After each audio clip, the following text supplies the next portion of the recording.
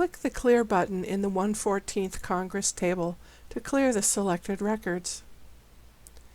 In the Geoprocessing pane, open the Frequency tool. Set the Input table to 1/14th Congress and the Output table to Count Districts 114. Set the Frequency field, e.g. the Case field, to Party. The Summary field is optional. It will sum any field for each category.